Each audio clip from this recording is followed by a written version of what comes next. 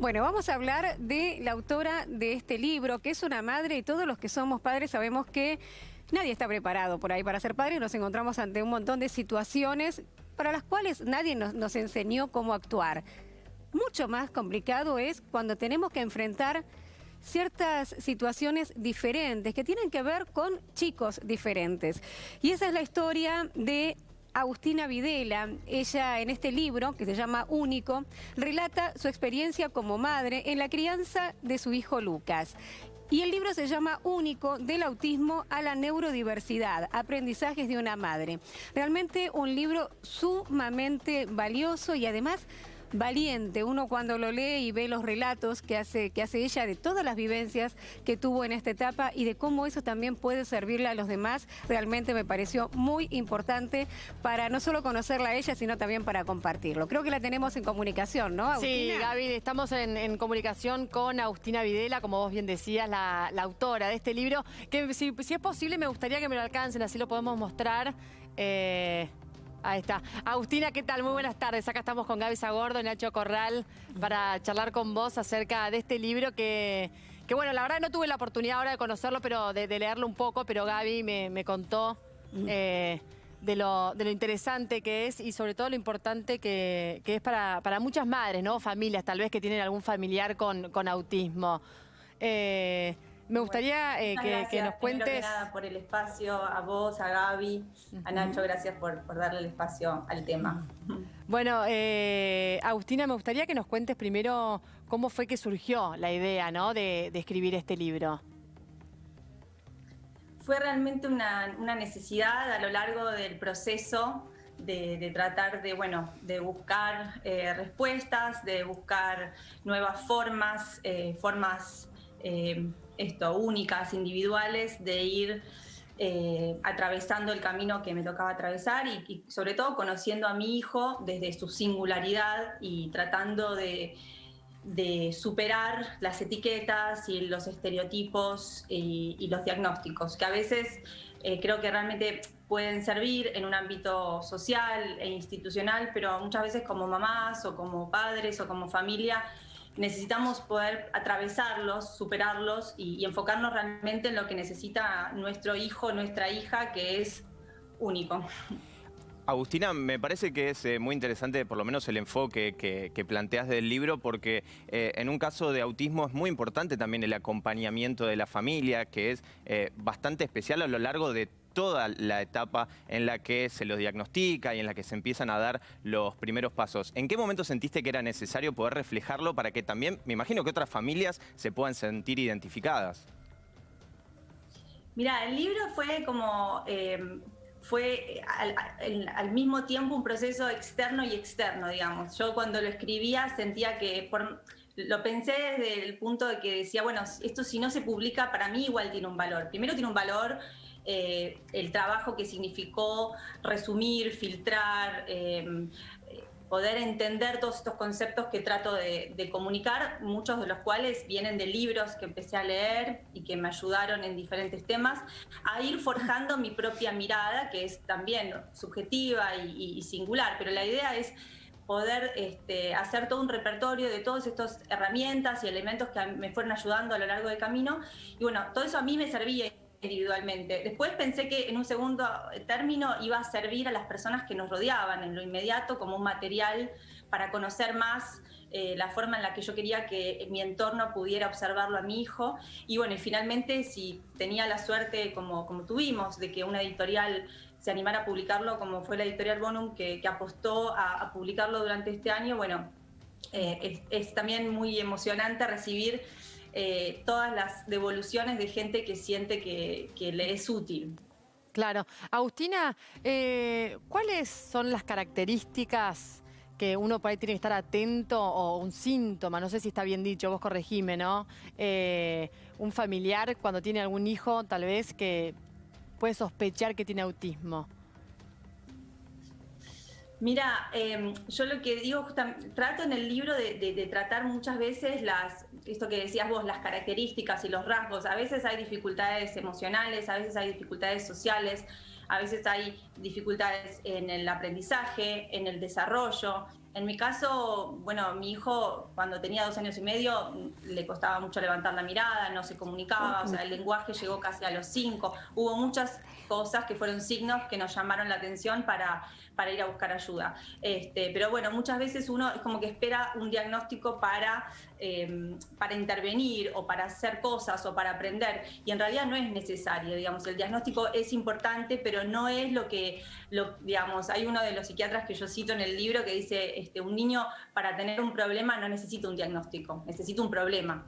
Entonces, cuando uno siente que hay algo que es difícil para su hijo, porque tiene poca tolerancia, porque le cuesta aprender, porque, bueno, pueden ser diferentes aspectos, dificultades, hay elementos que nos ayudan como padres a acompañarlo. Agus, realmente no terminé de leer el libro, pero leí bastante.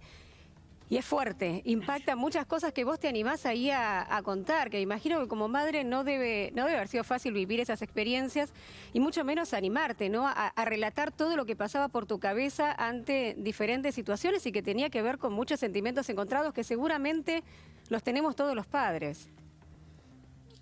Sí, bueno, la idea fue un poco también exponer que ninguno es perfecto, ni digamos, nuestra paciencia es ilimitada, ni somos seres humanos que nos equivocamos muchas veces muy seguido, que vamos en direcciones que no son la correcta, y me parece que lo más importante justamente es volcar todo ese proceso para que sea útil, para que ese aprendizaje tal vez ahorre, aunque sea un escaloncito en el camino a alguien. Para mí los libros que leí fueron de mucha ayuda y espero que este pueda hacerlo en alguna medida para alguien más. Agustina, ¿crees que hay muchos prejuicios todavía alrededor del autismo? Porque vos planteás del título la palabra neurodiversidad, que es importante para entender de qué se trata el autismo. ¿Pero crees que todavía falta mucho por aprender por parte de la sociedad? Bueno, sí, es complejo el tema porque hoy por hoy es un diagnóstico extremadamente amplio que también esto abarca y encuadra muchas formas diferentes de percibir el mundo o formas distintas de que el cerebro funcione. Entonces, a veces está buenísimo que exista este término y que haya conciencia, pero a la vez tampoco es muy específico frente a lo que el individuo que tenés enfrente necesita, porque es como que es una palabra, pero hay miles de autismos, o sea, miles de tantos como individuos son diagnosticados con ese término. Pero de todas maneras me parece que vamos avanzando un camino. El libro tiene el honor de tener el prólogo de Alexia Ratazzi, que es una psiquiatra muy reconocida, que tiene una fundación que se llama Panacea, que es una de las fundaciones que trabaja enormemente en la concientización social del tema del autismo y en el empoderamiento de los padres en poder tener herramientas para ayudar directamente a nuestros hijos, porque somos los que estamos presentes 24 horas todos los días. Claro, justamente de eso te quería preguntar, Agustina, ¿qué sugerencia o qué consejo, sugerencia, me gusta más esa palabra, le podrías dar vos a tal vez alguna madre o algún padre que recientemente tal vez le diagnosticaron autismo a alguno de sus hijos? Qué pregunta difícil. Bueno, pero tal vez de tu experiencia, ¿no? De todo lo que venís transitando, de todo tu proceso en la crianza de Lucas. Mira, creo que si yo tuviera que decir algo, es como no adelantarse al futuro, ¿no? Hay muchas cosas que cuando no están sucediendo con nuestros hijos pensamos que porque no suceden en un cierto momento nunca van a suceder, ¿no? Por ejemplo, Lucas hasta los casi 5 años no hablaba, y yo realmente pensaba, tal vez no va a hablar nunca, y después empezó la escuela y no escribía porque no podía estudiar de la manera que estudian los otros chicos, y yo pensaba, no va a aprender a escribir nunca, y esta idea de que porque no lo hace junto con el resto, esto no va a suceder, y no es así. Entonces está bueno ir paso a paso, observando y trabajando desde el presente sin proyectar demasiado, porque los aprendizajes y las formas de avanzar de cada individuo son diversas. Agustina, en tu primer capítulo se llama Aceptación y el último, Evolución. ¿Cómo fue este camino hacia esa evolución que lógicamente comienza por aceptar la situación, que tal vez es lo más difícil? Sí, aceptar, yo cuento que a mí me tomó creo que 5 años aceptar esta idea para empezar de de no esperar que mi hijo cambie y sea normal, entre comillas, y sea como todos, y entonces aceptar que él era diferente y empezar a amarlo como era desde ese lugar y ayudarlo en lo que lo pueda ayudar para que él tenga una vida plena y feliz cada día, que es lo que más ansío. Y tal vez ese recorrido no es el recorrido que todos imaginamos que un niño debe hacer socialmente para que eso ocurra. Entonces, bueno, hay que estar como muy alerta a lo que el otro necesita. Y en cuanto a la evolución, como decís, que es esta idea también que acabo de decir por la pregunta anterior que me decía Pía, que es no tampoco de igual hoy por hoy, ¿no? Yo tampoco tengo que imaginar cómo va a ser el futuro. Hay veces que pienso que hay cosas que no van a suceder o que hoy parecen muy lejanas y se destraban y funcionan distintas. Entonces todos vamos cambiando, ellos como nosotros, así que eso, como que hay que apostar y trabajar en el presente. Agustina, y justamente por eso, ¿cómo es la vida de Lucas hoy en día? Mira, Lucas, yo este libro lo escribí hace un par de años y me enfoco en el periodo, digamos, el tiempo de escritura fue prácticamente entre los 8 y los 10 años de él. Fuimos al neurólogo y por primera vez cuando tenía 3, por eso recién a los, más o menos a los 8 empecé a escribir y ahora tiene 13 y él no tiene una escolarización común. En 4º grado tuvimos que dejar la escuela pública, pero hace muchas actividades en casa, pero le cuesta mucho hacer actividades grupales, por ejemplo. Pero bueno, es un chico que por ejemplo, empezó a escribir sin haber adquirido la lectoescritura de una manera tradicional. Bueno, tiene características, tiene cosas que es muy brillante y muy talentoso y tiene cosas que emocionalmente son muy complejas y difíciles de llevar adelante. Así que es muy particular, muy único. Claro. Agustina, hay distintos niveles, vuelvo a lo mismo, vos corregime si utilizo mal una palabra. ¿Hay distintos niveles de autismo?